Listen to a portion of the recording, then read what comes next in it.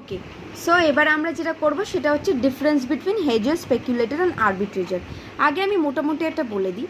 Hedging আমরা তখনই করি যখন আমার ইন্টেনশন হয় to avoid the risk. Hedging আমরা তখনই করি যখন আমার ইন্টেনশন হয় টু অ্যাভয়েড মাই রিস্ক। তাহলে মানে কি, এর মানেটা হচ্ছে আমার কাছে মানে এটার মানে হচ্ছে that there is a risk exposure, কিন্তু স্পেকুলেটিং আমরা তখন করি যখন there is no risk, we are just speculating, আমরা আন্দাজ লাগাচ্ছি, স্পেকুলেট করছি।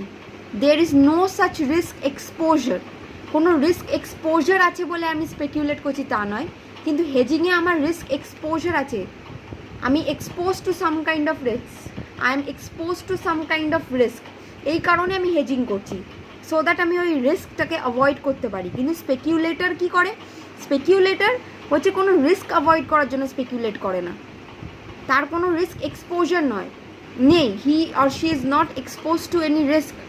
সিমিলারলি আরবিট্রেজারও is not, there is no risk, that is no risk exposure, he or she is not expose to any kind of risk. তাহলে দুটো স্পেকুলেটর and আরবিট্রেজিং, মানে আরবিট্রেজিং and স্পেকুলেটিং, এই দুটোর সময় there is no risk exposure, but in case of hedging there is risk exposure. এই কারণেই আমরা hedging contract বা হেজার্স এই কন্ট্রাক্টে এন্টার করে। ক্লিয়ার? হেজারের তো মেন ইন্টেনশনই হচ্ছে কি, আমি রিস্কটাকে অ্যাভয়েড করব, কিন্তু স্পেকুলেটরের ইন্টেনশন কি, স্পেকুলেটরের ইন্টেনশন হচ্ছে আমি প্রফিট গেইন করব, টু গেইন প্রফিট। সিমিলারলি আরবিট্রেজারেরও ইন্টেনশন হচ্ছে টু গেইন প্রফিট, এরা প্রফিটের আশায় আরবিট্রেজিং বা স্পেকুলেটিং করছে, প্রফিটের আশায় আরবিট্রেজিং বা স্পেকুলেট করছে। এবারে স্পেকুলেটার্স অন হোয়াট বেসিস কাজ করে, speculators works on the basis of price expectation, আর arbitrager works on the basis of price discrimination.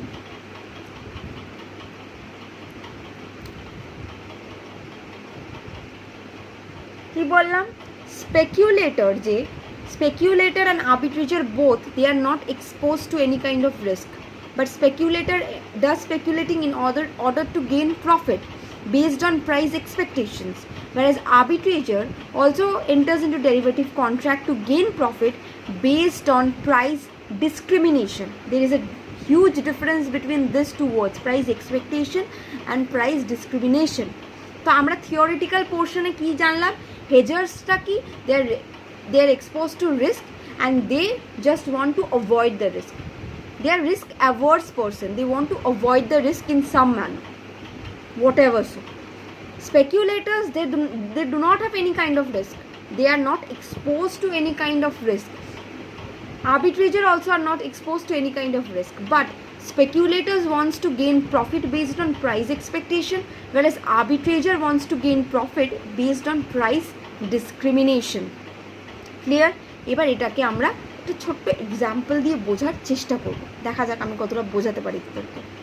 আর এইটুকুনি লাগবে তোদের এই লেভেলে, এর বেশি দরকার নেই। এরপরে আমরা যেটা করব, একটা ব্রিফে আমি ফিউচার অপশন ফরওয়ার্ড কন্ট্রাক্টসগুলো একবার করিয়ে দেবো। ওকে,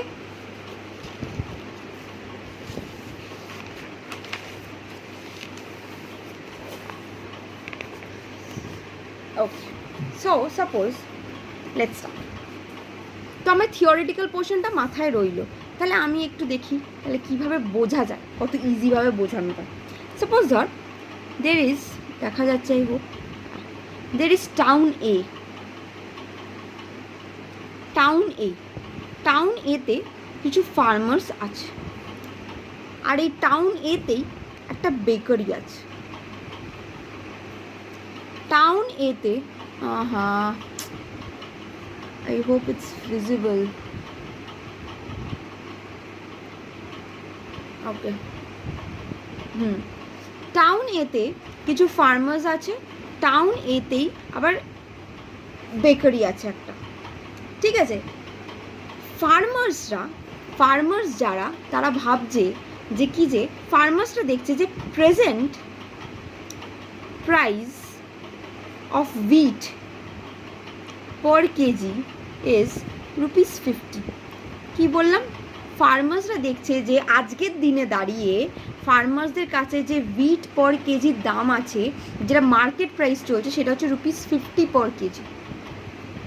এবারে ফার্মার্সরা কি করেছে, ফার্মার্সরা এখন ফার্মার্সদের নতুন উইট চাষ হয়ে আস্তে আস্তে 3 মাস সময় লাগবে, 3 months টাইম লাগবে।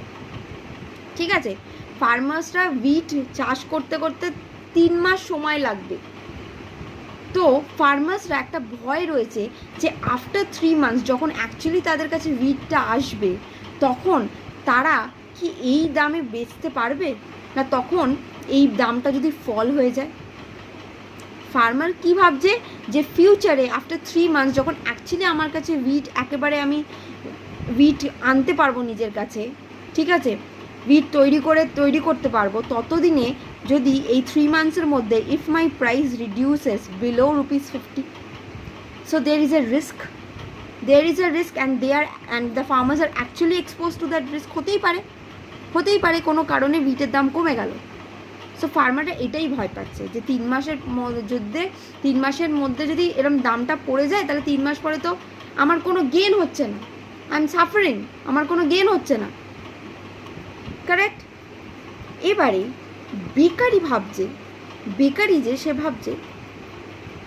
যে যদি 3 মাস পরে, বেকারিতে উইট লাগবেই, তো বেকারি ভাবছে যে যদি 3 মাস পরে আমার প্রাইসটা 50-র অ্যাবাভ হয়ে যায়, এ ভাবছে প্রাইসটা আমার ফল হয়ে যায়। এ কি ভাবছে, ফার্মার ভাবছে প্রাইস ফল হবে, বেকারি ভাবছে প্রাইসটা যদি বেড়ে যায়, তাও কবে, আফটার 3 months।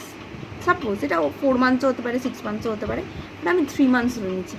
আফটার 3 months দুজনে ভাবছে, এ ভাবছে যদি প্রাইসটা ফল করে, এ ভাবছে যদি প্রাইসটা রাইজ করে। তাই দুজনেই they are expose to some sort of risk, both of them are exposed to some sort of risk. So for this reason মানে দুজনেই কিছু না কিছু রিস্কে এক্সপোজড আছে। এই কারণে করা হলো যে দুজনে, ফার্মার আর বেকারি, এই আজকের দিনে দাঁড়িয়ে একটা ডেরিভেটিভ কন্ট্রাক্টে ঢুকলো। ফার্মার আর বেকারি এই প্রেজেন্ট ডেতে দাঁড়িয়ে একটা ডেরিভেটিভ কন্ট্রাক্টে ঢুকলো। ফার্মার ঢুকলো কন্ট্রাক্ট টু সেলে, আর বেকারি ঢুকলো কন্ট্রাক্ট টু বাইয়ে। কবে কন্ট্রাক্টটা হচ্ছে, এই কারেন্ট ডেতে, যেদিন ₹50 রয়েছে। এরা দুজন ভয় পাচ্ছে, একজন ভয় পাচ্ছে যে কি যে 3 মাস পর আমার কাছে উইট যদি যখন অ্যাকচুয়ালি আসবে, ফার্মার ভাবছে তখন আমি বেচতে পারবো না 50 টাকায়, তখন হয়তো দামটা পড়ে যাবে। আর বেকারি ভাবছে যে আমার তো উইট লাগবেই, 3 মাস পর যদি 50 টাকাটা বেড়ে যায়, তাহলে তো আমার আরও কস্ট বেড়ে গেল, তাহলে প্রফিট কোথায় দেখতে পাচ্ছি আমরা। দুজনেই রিস্কে এক্সপোজড, দেখতে পাচ্ছিস রিস্ক আছে এদের ওপরে, রিস্ক এক্সপোজার আছে কি না, আছে তো বটেই আছে, হতেই পারে। তো এই কারণে এরা দুজনে একটা কন্ট্রাক্টে এন্টার করলো। এই কন্ট্রাক্টটা হচ্ছে ডেরিভেটিভ কন্ট্রাক্ট। কি, ফার্মার এন্টার করলো কন্ট্রাক্ট টু সেলে, আর বেকারি এন্টার করলো কন্ট্রাক্ট টু বাইয়ে। কি কন্ট্রাক্ট, যে আফটার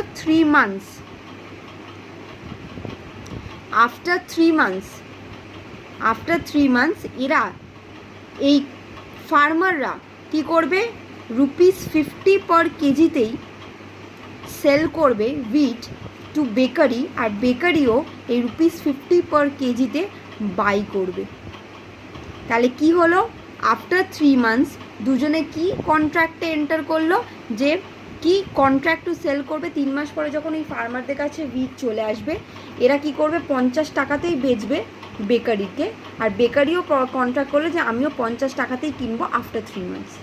সো এখানে তোরা বলতে পারিস যে ম্যাম তাহলে কি হলো, যদি হতে পারে যে পরবর্তীকালে ফার্মারদের দিক দিয়ে দেখলাম প্রাইসটা বেড়ে গেল, তাহলে তো লস হয়ে গেল ইন দ্যাট সেন্স, আর এদিকে মানে ফার্মারদের লস হয়ে গেল। আর বেকারির দিক দিয়ে দেখতে গেলে বেকারি দেখলো যে 50 থেকে কম হয়ে গেছে, তাহলে বেকারি লস হয়ে গেল, হতেই পারে। বাট আমি যখন একটা কি, আমাকে একটা অন সার্টেন বেসিস তো আমি এই প্ল্যানটা করছি, হতেই পারে যে এরকম হবে। বাট কী হলো, যদি এর অপোজিটটা হয়, তাহলে তো আমি রিস্ক থেকে বেঁচে গেলাম।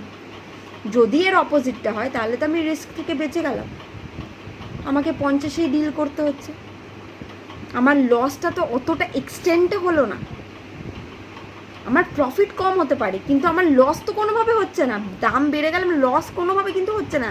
এই 50 টাকা এখন আমি যা খরচ করছি বিট করতে, সেটা আমি 50 টাকা বেচলে আমার হয়ে যাবে, সেই বুঝেই তো আমি এন্টার করলাম কন্ট্রাক্টে। তাই এই টাইপ অফ কন্ট্রাক্টকে বলে হেজিং কন্ট্রাক্ট। কি বলে? Hedging contract. Hedging contract. তাহলে কি হলো? enters into a derivative contract on present day.